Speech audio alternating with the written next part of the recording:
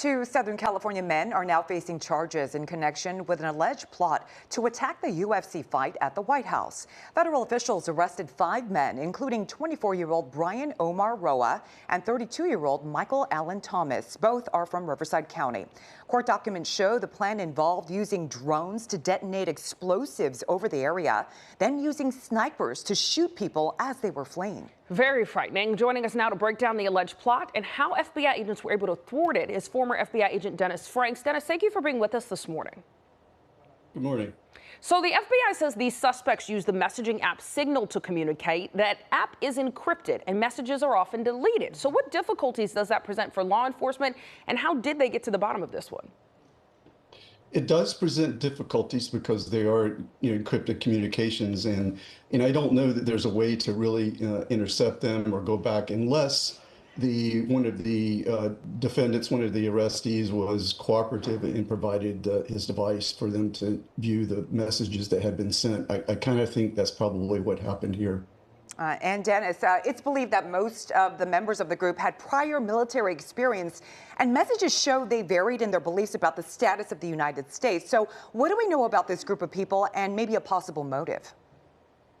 Yeah, I'm finding with a lot of recent attacks or attempted attacks that there's not a clear ideology established, whether it's far left or far right.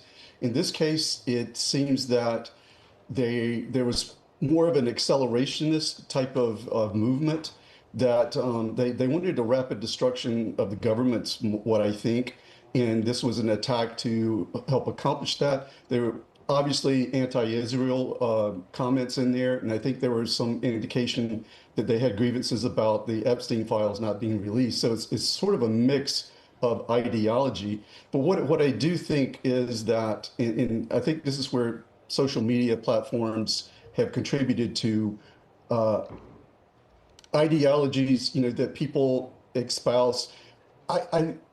Behavioral experts call some people grievance collectors. They blame issues, their problems, their personal problems on other people. They look for causes. A couple of decades or so ago, working terrorism matters and even in the private sector, working investigations, I found that what I categorize some people as malcontents looking for a cause. And these social media platforms provide avenues for like-minded people to get together and espouse ideas. Now, part of the investigation, if I were still in the FBI, I would really want to get to the bottom of this. I think there's some information that were a lot more involved. It's just that 5 were arrested. There was probably just enough evidence to arrest 5. I would want to know, was anybody pulling the strings on this? Was there a puppet master? Was somebody inspiring this? Is there a group, an organization, a sponsor? And it could even be a foreign state actor that had active measures against the U.S. So that's part of the investigation I would be interested in.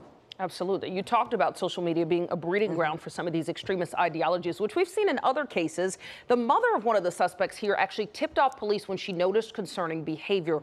What are some signs that people should be looking out for? If they're not on these apps, hearing people talk about this, are there other signs that people may notice? It's a good question, and I think that was a very critical aspect of this investigation that led to identification and arrest.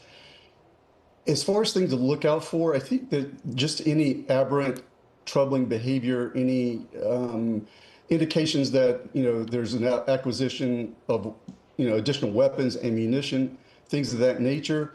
If they're espousing really extremist views in any way, that could be an indication of some issues there.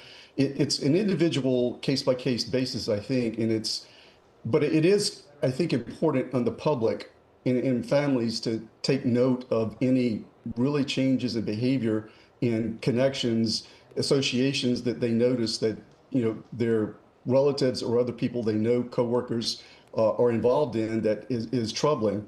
This obviously, I think the mother picked up on that. Her son was connected with a group that had dangerous intent.